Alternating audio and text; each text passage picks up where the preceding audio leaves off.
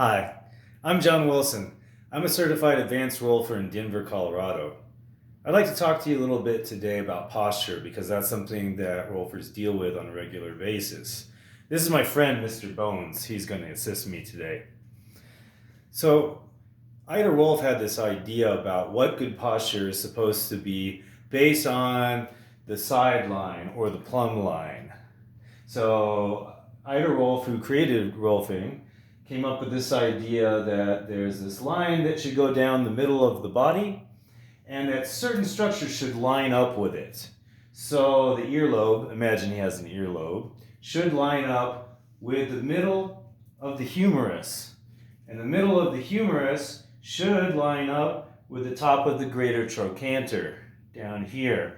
And so if anything is in front or behind that midline, then these structures have a different relationship than they probably should. The problem is that we get this idea of where we're supposed to be in space without considering the relationship of the parts. So imagine somebody comes in and their shoulders are rolled forward and hunched down and their head's cocked forward. We all know that's not good posture, right? So what would a person like that try to do to correct their posture? Well, they might try to hold their shoulders back, right?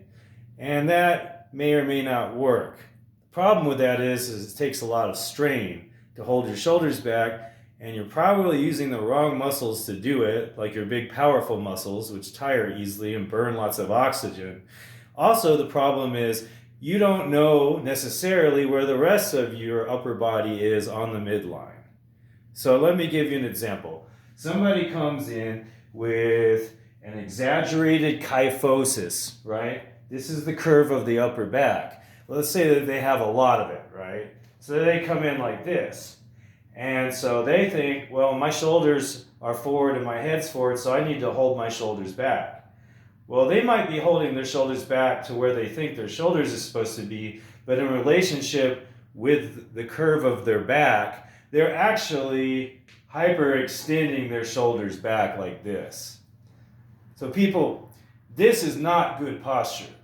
You might think it looks like good posture, feels like good posture, but it's not, right? If you go too far past the midline, then you're probably going to be impinging nerves and you're going to be causing other issues. So you need to find out where is the bad posture coming from? Where is the source? Chances are if you come in with an exaggerated kyphosis, these muscles in the front of the neck or the pecs or even the abs are short and tight and pulling you forward. So you're never going to get good posture just by working on the neck or the shoulders or by trying to pull them back and hold them back.